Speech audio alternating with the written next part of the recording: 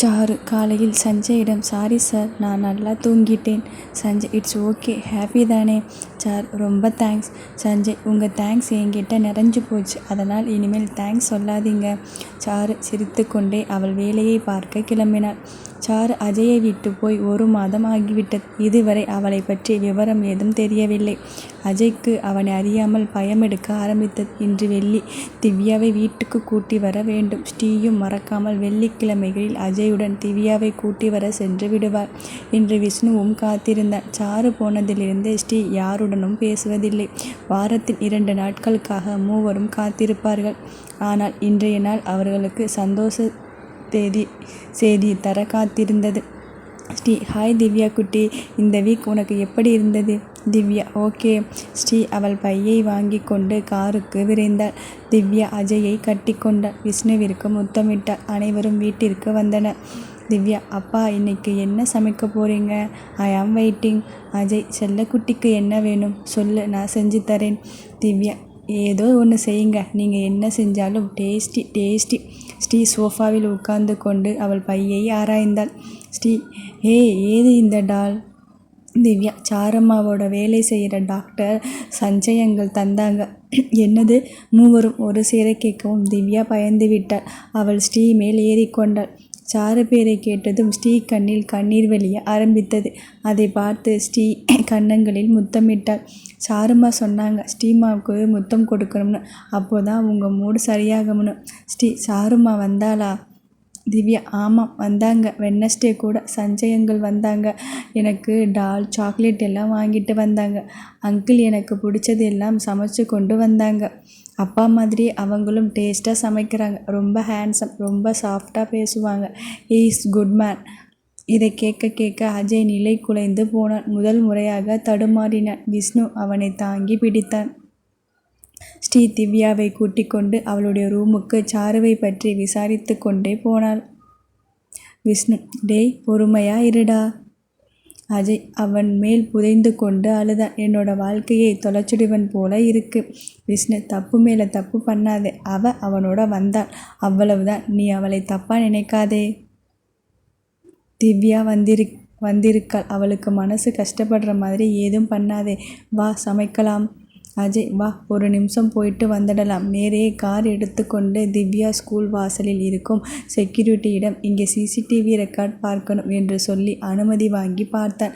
புதன் மதியம் 2 மணி. ஒரு கார் வந்து நிற்க ஓட்டி வந்தவன் இறங்கி வந்து கதவு திறந்து விட இறங்கினாள் சாருலதா.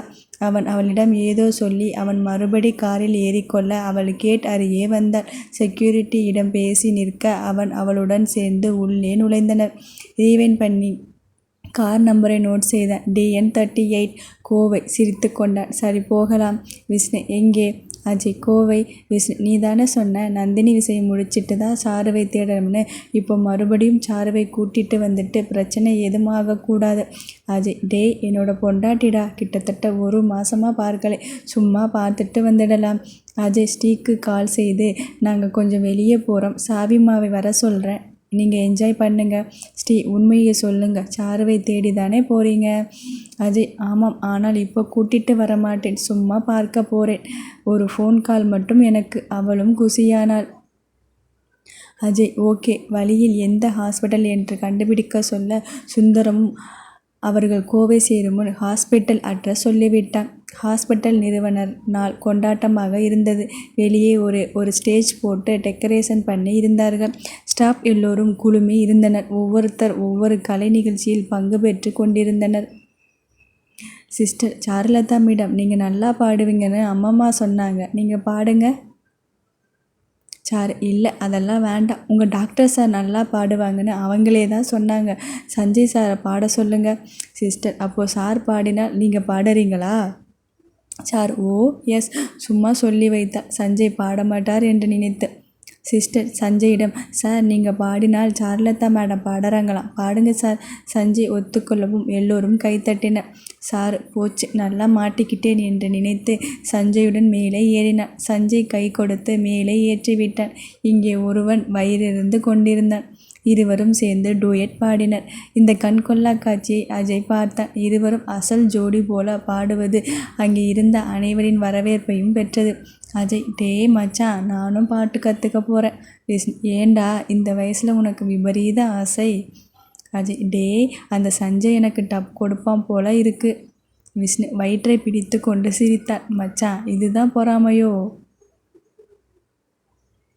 அடுத்து மறுபடியும் சாருலதா மேடை ஏறினாள். தனியாக அதே இளமஞ்சள் நிற புடவையில் சிவப்பு பூக்கள். அவளை பார்க்கும்போதுதான் அவள் அஜயை ஈர்த்தாள். அவன் கண்ணுக்கு அவள் தேவதையாக தெரிந்தாள். மறுபடியும் பாடினாள். அஜய் கண்ணில் கண்ணீர் வழிய ஆரம்பித்தது. அந்த பாட்டு அவனுக்காக அவள் எழுதிய பாட்டு. விஷ்ணு ரெக்கார்ட் செய்து கொண்டான். கடைசி வரி, நீ என்னை மறந்தாலும் திசை மாறி சென்றாலும் என் உயிருள்ளவரை உன் நினைவில் நான் இருப்பேன். பாடும்போது குரல் கம்மி அழுதாள். கண்ணீரை துடைத்து கொண்டு கீழே இறங்கி போய்விட்டாள். சஞ்சய் அவள் பின்னாலே போய்விட்டான். அஜய், சாரு தான் நினைவில்தான் உள்ளான், தன்னை மறக்கவில்லை என்று சற்று நிம்மதியானாலும் சஞ்சய் சாருவின் பின்னால் போவதை பார்த்து, டே அவன் ஏண்டா நான் செய்ய வேண்டியது எல்லாம் செய்கிறான்? விஷ்ணு, என்ன செய்கிறான்? அஜய், சாருவை சமாதானம் பண்ண பின்னாடியே போகிறான். விஷ்ணு, நீ போகலை இல்லை, யாராவது போய் தானே ஆகணும். அஜய், நான் செயலுக்கு போயே தீரணும் போல இருக்கு. விஷ்ணு, ஏண்டா? அஜய், அந்த சஞ்சய் என்னோட கண்ணு முன்னாடி வந்தால் அவன் காலி, கொன்னுடுவேன். விஷ்ணு, சரி நாம் கிளம்பலாம். அஜய் வீட்டுக்கு வருவதற்குள் 88 முறை அந்த பாட்டை கேட்டான். விஷ்ணு தூங்கிவிட்டான். இருவருக்காகவும் காத்திருந்த ஸ்ரீ இவர்கள் உள்ளே நுழைந்தவுடன் அஜயுடன், அண்ணா, சாரு எப்படி இருக்காள்? அவளை கைப்பிடித்து ஒரு சுற்று சுற்றி, என்னோட பொண்டாட்டி நல்லா இருக்கா, ஆனால் அவளுக்கு கொஞ்சம் திமிர அதிகமாச்சு, அவளையும் அவனையும் வச்சுக்கிறேன். ஸ்ரீ, அப்படின்னா? விஷ்ணு, சாருவும் சஞ்சயும் ஒரு டூயட் பாட்டு பாடினாங்க ஸ்டேஜில். அதை பார்த்ததிலிருந்து சார் ஒரே வைத்தறிச்சலாக இருக்கார் என்று சொன்னதும் ஸ்ரீ சிரித்தாள். விஷ்ணு, நான் அவளை வீடியோ பிடிச்சு வச்சிருக்கேன், ஆனால் இத்தனை நாளாக என்னை நிமிர்ந்து கூட பார்க்காமல் தவிர்க்க வச்சவங்களுக்கு அதை நான் காட்ட மாட்டேன். அஜய், டேய் நீ நடத்துடா, என்ஜாய், நான் போய் படுக்கிறேன், குட் நைட். ஸ்ரீ விஷ்ணுவை முறைத்தாள். விஷ்ணு, வேலைக்கே ஆகாது. ஸ்ரீ, சரி கொடுங்க. விஷ்ணு, ஹலோ, எனக்கு கிடைச்ச ஒரு வாய்ப்பு எப்படி நான் தவற விடுவேன்? Sri, criminal, fraud. விஷ்ணு, என்ன? ஸ்ரீ, உங்களுக்கு என்ன வேணும்? விஷ்ணு, ஏதாவது ஸ்வீட் கொடு, குட் நியூஸ் சொல்லியிருக்கேன் இல்லை? ஸ்ரீ, இருங்க, ஜாமுன் எடுத்துகிட்டு வரேன். போய் ஃப்ரிட்ஜிலிருந்து எடுத்து வந்தாள். விஷ்ணு, என்ன ஸ்வீட் கம்மியாக இருக்குது? ஸ்ரீ முறைத்தாள். விஷ்ணு, பாட்டு வேணுமா வேண்டாமா? ஸ்ரீ அவனை புரிந்து கொண்டு அவனை நெருங்கி அவன் கழுத்தை அணைத்து அவன் உதட்டால் கவ்வி பிடித்தாள். விஷ்ணு கிடைத்த வாய்ப்பை விடுவானா? அவள் இடையை அணைத்து தூக்கி அவளை முத்தத்தால் நிரப்பினான். அவள் உடையில் புகுந்து அவள் அழகை திருட பார்க்கும் கைகளை தட்டிவிட்டாள். அவன் சிரித்து கொண்டே ஃபோன் எடுத்து அவளிடம் கொடுத்தாள். சாருவை பார்த்த சந்தோஷத்தில் ஆனந்த கண்ணீர் வந்தது. விஷ்ணு, ஹேய் செல்லக்குட்டி, அழாதே அம்மோ. ஸ்ரீ, அவ கிடைக்கவே மாட்டாள்னு நினச்சிட்டேன், ரொம்ப தேங்க்ஸ். விஷ்ணு, தேங்க்ஸ் பதிலாக ஸ்வீட்டாக ஏதாவது இருந்தால் நல்லா இருக்கும். ஸ்ரீ, அதிக ஸ்வீட் உடம்புக்கு ஆகாது, போங்க என்று அந்த வீடியோவை அவளுடைய வாட்ஸ்அப்புக்கு அனுப்பி கொண்டாள். விஷ்ணு, இந்த ஸ்வீட் உடம்புக்கு நல்லது என்று அவளை அணைத்து மறுபடியும் அவள் இதழை ருசிக்க துவங்கினான். அவளை கட்டிக்கொண்டு சோஃபாவில் படுத்து தூங்கினான். அஜய்க்கு ஃபோன் கால் நந்தினியிடமிருந்து. அஜய், சொல்லு. நந்தினி, ஏன் என்னோட மானத்தை வாங்கினீங்க? ஊரில் இருக்கிறவங்க எல்லாம் நான் தான் தப்பு பண்ணேங்கிற மாதிரி மீம்ஸ் போடுறாங்க. உங்களுக்கு இப்போதானே கல்யாணம் ஆச்சு, என்னமோ ரொம்ப வருஷத்துக்கு முன்னாடி ஆன மாதிரி நான் உங்கள் கல்யாண வாழ்க்கையை குலைக்க சதி செய்கிற மாதிரி சொல்லுறீங்க. அஜய், அதுதானே உண்மை. நந்தினி, போய் நான் உங்களை பார்த்து பேசணும். அஜய், வரேன், எங்கேன்னு சொல்லு. நந்தினி, அதே ஓரியன் மால், ஈவினிங் 5. ஃபோன் வைத்தாள். அங்கு அவள் சதி வேலையை ஆரம்பித்து விட்டாள். அவளுடைய ஆட்களை சுற்றி உட்கார வைத்து எல்லார் கையிலும் கேமரா கொடுத்து அவளுடைய செக்யூரிட்டி சூழ உட்கார்ந்திருந்தாள். அஜய் சிரித்து கொண்டான். போன முறை மாதிரி நான் ஏமாற மாட்டேன். சுந்தர், நந்தினி தானா வந்து விழுந்துடுவா போல இருக்கு, நம்ம இடத்துக்கு தூக்கிட்டு வந்துடு மற்ற விளக்கம் சொல்லி வைத்தான். அஜய் சரியாக மால் உள்ளே நுழைந்தான். அதற்குள் வெயிட்டர் நந்தினிக்கு ட்ரிங்க்ஸ் ஏதோ எடுத்து வர அவள் கை தவறி அவள் ட்ரெஸ் மேல் கொட்ட அவள் எழுந்து பாத்ரூம் சென்றாள். அஜய் அந்த நேரம் அவள் டேபிள் அருகில் போய் உட்கார்ந்தாள். நந்தினி திரும்பி வரவே இல்லை. அஜய்க்கு ஒரு அரை மணி நேரம் உட்கார்ந்து இருந்து விட்டு கால் வந்ததும் கிளம்பி விட்டான். அதுவரை ரெஸ்ட்ரூம் போயிருக்கிறதா நினைச்சிட்டு இருந்தனர். நந்தினி காணவில்லை என்று அஜய் கிளம்பியதும் தான் அவளுடைய செக்யூரிட்டிகள் உணர்ந்து நந்தினியை தேட துவங்கினர். நந்தினி அஜயின் பிடியில் வந்துவிட்டாள். தப்பிப்பது சாத்தியமில்லை. நந்தினிக்கு ஒரு இன்ட்ரெஸ்டிங் தண்டனை. அவளை ஒரு அறையில் அடைத்து வைத்து 1 மணி நேரத்துக்கு ஒரு முறை பெல்லடிக்க 4 ஆண்கள் அவளுடைய ஆடைகளை அகற்றி நிர்வாணமாக நிறுத்துவர். 5 நிமிடம் நிற்க வைத்து அவளுக்கு உடையை மாட்டிவிட்டு வெளியேறி விடுவார். அவளுக்கு இரவா பகலா தெரியாது. 3 முறை சாப்பாடு வரும். ஆனால் அவளை யாரும் உடை போட கலற்ற தவிர வேறு விதமாக தொடமாட்டார்கள். 1 மணிக்கு ஒரு முறை மாறி மாறி வரும் ஆண்கள் மத்தியில் அவள் குறுகி போனாள். நீங்கள் யாரும் வர வேண்டாம் என்று அவளே 1 மணிக்கு ஒரு முறை தானாக உடைகளை களைந்து 5 நிமிடம் கழித்து அவளே போட்டுக்கொண்டாள். அப்படி அவளே செய்து கொண்டதால் ஆண்கள் யாரும் உள்ளே அவளிடம் ட்ரெஸ் கலற்ற போகவில்லை. அஜய் இதை கேள்விப்பட்டு சிரித்து கொண்டார். அஜய் உத்தரவுப்படி முதல் மாதம் 1 மணிக்கு ஒரு முறை 5 நிமிடங்கள் அவனை நிர்வாணமாக நிறுத்த வேண்டும். அந்த அறையில் கேமரா இருக்கும். அவள் உடைகளை களைய மறுத்தால் அதுக்கென 10 பெண்களை வேலைக்கு வைத்திருக்க அவர்கள் அந்த வேலையை செய்து விடுவார்கள். அந்த பெண்கள் அனைவரும் அத்லட் பயின்றவர்கள், கொஞ்சம் கடினமானவர்கள். நந்தினிக்கு இவர்கள் பெண்கள் என தெரியாது. ஆண்கள் மத்தியில் தான் நிர்வாணமாக நிற்பதாக அவள் உணர்வாள். அவர்கள் நந்தினிக்கு எந்த காயமும் உண்டாக்க கூடாது. 3 வேளை சாப்பாடு, அவளுக்கு குளியல் எல்லாம் பெண்கள் ஆண் வேடத்தில் செய்ய வேண்டும். அடுத்த 3 மாதங்கள் தொடர்ந்து அவளை ரேப் பண்ணின மாதிரி எல்லாம் அவளுக்கு மன உளைச்சல் தர ஏற்பாடு. அவள் வெளியே வரும்போது முழுவதும் பைத்தியமாக மாறிவிட வேண்டும். உடையில்லாமல் அஜயை ஒரு நாள் முழுவதும் படுக்க வைத்தவளுக்கு சிறந்த தண்டனை. அஜய், டேய் எங்கேடா இருக்க? விஷ்ணு, இப்போ இந்த நேரத்தில் எங்கே இருப்பாங்க? ஆஃபீஸில் தான். அஜய், சரி வா, என்னோட பொண்டாட்டியை பார்க்க போகலாம். விஷ்ணு, ஓ, நந்தினி மேட்டர் முடிஞ்சதா? அஜய், எப்படியும் இன்னும் ஒரு 4 மாதத்துக்கு அவள் தொந்தரவு இல்லை. வாடா, இல்லைன்னா என்னோட தங்கச்சிக்கு வேறு வரன் அதை பார்க்க வேண்டி இருக்கும். விஷ்ணு, டார்ச்சர், வந்து தொலைக்கிறேன். கோவை அடைந்து ஹாஸ்பிட்டல் அருகே வண்டியை நிறுத்தி, விஷ்ணு, இனி நீ ஓட்டு என்று இறங்கியவன் ரியர் மிரர் மீது கையை ஓங்கி குத்தினான். கண்ணாடி உடைந்து அவள் கையை கிழித்து ரத்தம் வழிந்தது. விஷ்ணு பதறி, என்னடா உனக்கு பைத்தியமா? அஜய் சிரித்து கொண்டே, அவள் என்னை தொட்டு பார்க்க வேண்டாமா? விஷ்ணு கார் ஆக்சிலேட்டர் அழுத்தி ஹாஸ்பிட்டலில் நிறுத்தினான். அஜயை இழுத்து கொண்டு எமர்ஜென்சி உள்ளே தள்ளிவிட்டான். சாருலதாவுக்கு சொல்லி அவள் வந்தாள். விஷ்ணுவை பார்த்து அதிர்ந்தாள். தலையை குனிந்து கொண்டு உள்ளே நுழைய இரத்த வெள்ளத்தில் அஜய். சாரு அவனை பார்த்து அதிர்ந்தாள். அவளை பார்ப்பதற்காகவே அடிபட்டு இருக்கானா? சே, அவனை பற்றி தெரியும். ஏதாவது ஒரு குழு கிடைச்சா கூட தேடி வந்துடுவான்னு திவ்யாவை பார்க்க போனது தப்பு என்று சொல்லிக்கொண்டாள். அவள் கண்ணில் கண்ணீர் முட்டிக்கொண்டு நின்றது. டாக்டர் என்று கத்திக்கொண்டு ஓடினாள். அவளை பார்த்து பதறிக்கொண்டு சஞ்சய் வந்தான். சஞ்சய், சாரு என்ன இது? நாம் இந்த மாதிரி எவ்வளவு பார்த்துருக்கோம். இதுக்கு போய் என்று அவளை பார்த்தால் அவள் கண்ணில் கண்ணீர் வழிந்து கொண்டிருந்தது. சஞ்சய், சாரு ரிலாக்ஸ், நான் பார்த்துக்கிறேன் என்று அவள் தோள்களை பற்றி அடித்து வெளியே அனுப்பிவிட்டான். அதை பார்த்த அஜய்க்கு பொறாமை தீ கொழுந்து விட்டு எரிந்தது. லாவகமாக அவன் கையில் குத்தி இருந்த கண்ணாடி துகள்களை நீக்கி தையல் போட்டு கட்டு போட்டான். அதுவரை வெளியே உள்ள நாற்காலியில் சாரு அமர்ந்திருந்தாள். அவள் அருகே விஷ்ணு. சஞ்சய் கால் செய்து, அம்மம்மா, சாரு அலறாங்க பாருங்க, அவங்களை கவனிங்க என்றான். ஏற்கனவே கொதித்து கொண்டிருந்த அஜய் இதை கேட்டதும் இன்னும் அதிகமானது. அவள் என்னோட பொண்டாட்டிடா என்று கத்தனும் போல இருந்தது. அடக்கி கொண்டு படுத்திருந்தான். சஞ்சய், சார், உங்களுக்கு ட்ரிப்ஸ் முடிஞ்சதும் நீங்கள் கிளம்பலாம், ஏதாவது சாப்பிடுங்க. அஜய், தேங்க்ஸ். வெளியே அம்மம்மா சாருவை தாங்கி பிடித்து கொண்டிருந்தாள். விஷ்ணு ஏதோ தோன்றவும் அவர்களை ஒரு ஃபோட்டோ பிடித்து கொண்டாள். விஷ்ணு அஜய் கிட்ட வந்ததும், டே ஏதாவது பண்ணுடா, இவ்வளவு ரத்தம் சிந்தியிருக்கேன். விஷ்ணு வெளியே உட்கார்ந்திருந்த சாருவிடம், சாருலதா, கொஞ்சம் அஜய் கூட இருங்க, அவன் இன்னைக்கு காலையில் சாப்பிட்டது தான், சாப்பிட ஏதாவது வாங்கிட்டு வரேன். சாரு, அண்ணா கோபமா அண்ணா? விஷ்ணு ஏதும் பேசாமல் போய்விட்டான். அம்மம்மா, நீங்கள் போங்க, நான் அவரோட இருக்கேன். அஜய் அருகில் போனாள். அவளை பார்த்து எழுந்து உட்கார்ந்தான். அஜய், மேடம் ரொம்ப கோபமாக இருக்கீங்க போல இருக்கு.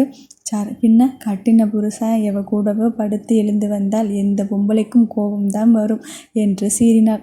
அஜய், அம்மாடி, சரி, கோபம் குறையிற வரைக்கும் நான் காத்திருப்பேன். சாரு, தேவையில்லை, சீக்கிரம் எனக்கு டிவோர்ஸ் கொடுத்துட்டு உங்கள் வேலையை நீங்கள் பார்க்கலாம். அஜய், அப்படியா? இங்கே இருக்கிற கோர்ட்டுக்கு போகலாமா இல்லை பெங்களூர் கோர்ட்டுக்கு போகலாமா? சார், எங்கேயோ போங்க, உங்கள் மூஞ்சியை பார்க்கவே விரும்பலை. அஜய், இந்த மூஞ்சியை தான் ஒருத்தங்க துரத்தி லவ் பண்ணாங்க.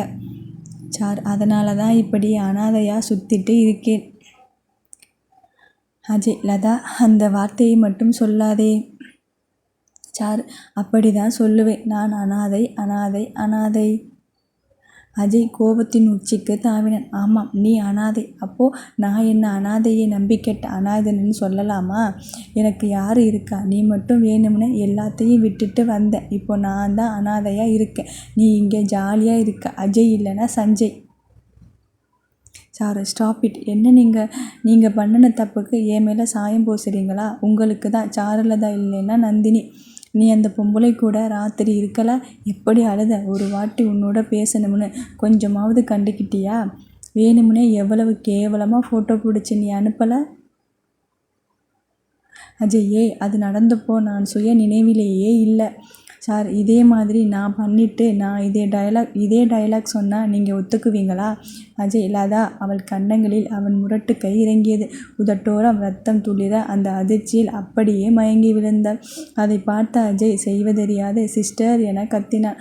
அதற்குள் 2 பேர் உள்ளே நுழைய சஞ்சய்க்கு அவசரமாக ஃபோன் செய்ய அடுத்த நொடி சஞ்சய் அவளை பூ போல தூக்கி கொண்டு வேறு அறைக்கு சென்றான். அவனுடன் 2 சிஸ்டரும் போக ஒருத்தி அஜயை சார் நீங்கள் படுத்துக்கோங்க, நாங்கள் பார்த்துக்கிறோம் என்று அவனை படுக்க வைத்து சென்றார். விஷ்ணு உள்ளே நுழைந்தார். என்ன பண்ணன எருமை? சஞ்சய் அவளை தூக்கிக்கிட்டு போகிறான். அஜய் அடிச்சிட்டேன்டா. விஷ்ணு கொஞ்சமாவது அறிவு இருக்கா? சமாதானம் பண்ண சொன்னால் பிரச்சனையை பெருசு பண்ணிட்டு இருக்க. அஜய் நான் ஒழுங்காக தான் பேசினேன். அவள் தான் சண்டையை பெருசு பண்ணிட்டா என்று நடந்ததை சொன்னான். விஷ்ணு உன்னால் அவளை இன்னொருத்தன் பக்கத்தில் நிற்க வச்சு கூட பார்க்க முடியலை. ஆனால் அவள் மட்டும் நீ இன்னொருத்தியரோட அவ்வளவு க்ளோஸாக இருக்கிற ஃபோட்டோ பார்த்துட்டு உன் மேலே கோபப்படக்கூடாதா? என்னங்கடா உங்கள் நியாயம்? அஜய் டேய் மச்சி, நான் தப்பு பண்ணலடா. ஆனால் சும்மா அதை செஞ்சேன்னு சொன்னால் கோபம் வராதா? இவர்கள் வாக்குவாதம் தொடர்ந்தது. சும்மா தப்பு பண்ணலைன்னு சொன்னால் மட்டும் எப்படி? விஷ்ணு நீ தப்பு பண்ணலை. அதை அவளுக்கு எப்படி விளக்கம் சொல்லி புரிய வச்சே? அஜய் அதுக்குள்ளே அடிச்சிட்டேனே. விஷ்ணு சுத்தம். சரி சாப்பிடு, நான் போய் பார்த்துட்டு வரேன். அஜய் எப்படிடா இந்த கையை வச்சு சாப்பிட்றது என்று காயம்பட்ட கையை காண்பித்தான். விஷ்ணு அப்புறம் எப்படி அடித்த? அஜய் அது இந்த கையால் என்று இடது கையை காட்டினான். விஷ்ணு அப்போ மூடிட்டு அந்த கையாலே சாப்பிடு என்று கோபமாக வெளியே போனான்.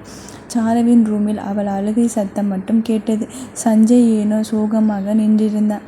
விஷ்ணு டாக்டர் என்றான் சஞ்சயிடம். சஞ்சய் ஒன்றுமில்லை, சி இஸ் ஃபைன், நீங்கள் பாருங்க என்று சொல்லி வெளியேறினான். சார் உங்கள் ஃப்ரெண்டு செய்கிறது எல்லாமே சரியா? நீங்கள் எல்லாம் ஏன் மேலே கோவப்படுறீங்க? அவர் அன்னைக்கு ராத்திரி இருந்த நிலையை பார்க்கும்போது என்னோட மனசு எவ்வளவு காயப்பட்டு இருக்கும். ஆனால் நான் கெட்டவ மாதிரி பார்க்குறீங்க. விஷ்ணு இவளை கையால் ஒரே ஆயுதம்தான் இருக்கு என்று நினைத்து ஸ்டீக்கு கால் செய்தான். இந்த ஃபோன் பேசிட்டு என்ன முடிவு பண்ணணுமோ பண்ணு. சாரு ஸ்ரீ எப்படி இருக்கு என்று ஆரம்பித்து இருவரும் சண்டை போட்டு இவள் மன்னிப்பு கேட்டு அப்புறம் அஜயின் நிலையை இவளுக்கு விளக்கினார். விஷ்ணு அவர்களை உரையாட விட்டு வெளியே வந்து இடது கையால் சாப்பிட திணறி கொண்டிருக்கும் அஜயை பார்த்து சிரித்தான். அஜய் ஏண்டா சிரிக்கிற? வா நீயும் சாப்பிடு. விஷ்ணு அவனுக்கு ஊட்டிவிட்டு அவனும் சாப்பிட்டான். ஒரு அரை மணி நேரத்தில் அஜய் முன் நின்றாள் அவனுடைய லதா. அஜய் உடனே எழுந்து சாரி, கொஞ்சம் கோவப்பட்டுட்டேன், ரொம்ப வலிக்குதா? சாரு அவள் கன்னத்தை தடவி கொண்டாள். அஜய் விஷ்ணு உனக்கு ஸ்ரீ கூப்பிடுவான்னு நினைக்கிறேன், நீ வேணும்னா வெளியே போய் தனியாக பர்சனலாக பேசிட்டு வாயேன். விஷ்ணு தலையெழுத்து என்று சாரு கையில் இருந்த ஃபோனை பிடுங்கி கொண்டு வெளியே போனான். அஜய் என்னது, என்னோட செல்லம் என்னை ரொமான்டிக்காக பார்க்குற மாதிரி தெரியுது. சாரு இல்லை, கோவமாக இருக்கேன் என்றான். அஜய் எனக்கு எல்லாம் ஒன்றும் கட்டுப்பாடு கிடையாது, கோவமாக இருந்தாலும் கட்டி பிடிச்சிக்கலாம். சாரு கட்டி கொண்டாள். முத்தம் கூட கொடுக்கலாம் என்றவள் உதட்டை கடித்தாள். வலிக்குது சிரித்தாள். சார் என்னை பார்க்கணும்னு எதுக்கு கையை இப்படி பண்ணிக்கிட்டீங்க? அஜய் இல்லைன்னா மேடம் என்னை பார்க்க மாட்டீங்களே, எனக்கு வேறு காம்படிஷன் வேறு, சஞ்சய்னு ஒருத்தன். சாரு முறைத்தார். அவர் எங்கள் டீன், ரொம்ப நல்ல மனுஷர், அவரை தப்பாக பேசாதீங்க. அஜய் சரி பேசுகிறேன், எப்போ வர என்னோட? சாரு டாக்டர்கிட்ட பேசிட்டு சொல்லுறேன். சரி என்றான் சிரித்து கொண்டே. ஆனால் அவன் மனதில் என் பொண்டாட்டியை கூட்டிகிட்டு போக எவனோ ஒருத்தன் அனுமதிக்கு காத்திருக்க வேண்டியதாக இருக்குது. அஜய் விஷ்ணுவை அழைத்து, விஷ்ணு நீ ஊருக்கு போ, நான் லதாவை கூட்டிகிட்டு வரேன். விஷ்ணு கார். அஜய் நீ எடுத்துகிட்டு போடா, நான் வரேன். விஷ்ணு எப்படி வருவ? அஜய் நான் பார்த்துக்கிறேன், நீ கிளம்பு. விஷ்ணு உனக்கு நான் இடைஞ்சலாக இருக்கேனா? அதை இன்னும் ஓப்பனாக எப்படி சொல்லுறது? விஷ்ணு, எனக்கு வேணும்டா. உன் பேச்சை நம்பி என்னோட வேலையை விட்டுட்டு வந்தேன் இல்லை? அஜய், இன்னும் போகலையா நீ? சரி, என்னோட தங்கச்சிக்கு. விஷ்ணு, அப்பா தெய்வமே, உன் தங்கச்சின்னு ஆரம்பிக்காத, நான் போகிறேன். அஜய், ரீச் ஆனதும் கூப்பிடு. விஷ்ணு, ஓகே வரேம்மா தங்கச்சி. முன்னாடியே எனக்கு தெரியாமல் போச்சு, உனக்கு கல்யாணம் பண்ணி வச்சிட்டேன். நீ இப்படி டார்ச்சர் பண்ணுவேன்னு தெரிஞ்சிருந்தால் உன்னை வச்சு செஞ்சிருப்பேன். புலம்பிட்டே கிளம்பினான். அஜய், சரி டார்லிங், நான் பக்கத்தில் எங்கேயாவது ரூம் போடுறேன். பக்கத்தில் ஹோட்டலில் ரூம் போட்டான். அதற்குள் சாரு சஞ்சயிடம், சார் என்னோட ஹஸ்பண்ட் கூட வரணும்னு ஃபீல் பண்ணுறா, நான் போகட்டுமா? சஞ்சய், எஸ் அஃப்கோர்ஸ், நாளைக்கு ஒரு நாள் மட்டும் இருங்க. அப்பாயின்மெண்ட் கொடுத்த ஆப்ரேஷன் முடிஞ்சதும் நீங்கள் போகலாம் என்று சிரித்தான். அவன் சிரிப்பில் ஒரு சோகம் ஒளிந்திருந்து. சரி சார், எனக்கு டைம் மட்டும் சொல்லிடுங்க, நான் வந்துடுறேன். இப்போ நான் கிளம்புறேன். Sanjay, okay, enjoy your reunion. Sir thanks சொல்லி கிளம்பினான். அம்மம்மா சஞ்சயின் வருத்தத்தை புரிந்து கொண்டாள். தம்பி, மனசை கஷ்டப்படுத்திக்காதீங்க. சஞ்சய், இல்லை, அப்படியெல்லாம் ஒன்றும் இல்லைம்மா. என்னவோ சட்டுன்னு மனசுக்குள்ளே வந்துட்டு போயிட்டான். எங்கே இருந்தாலும் அவன் நல்லா இருந்தால் சரி. சாரு கிளம்பி அஜய் இருக்கும் ரூமுக்கு வந்தாள். அஜய், ஹலோ டார்லிங், வாங்க. சார், சொல்லுங்கள் சார். அஜய் அவளை அணைத்து, அன்னைக்கு மகாராணியோட பேச்சு கேட்காமல் ஒரு மாதம் ரொம்ப கஷ்டப்பட்டேன். இனி என்னோட மகாராணியோட பேச்சுக்கு மறு பேச்சு பேச மாட்டேன். சார், அஜய், இப்போ சொல்லு, நான் என்ன பண்ணணும்?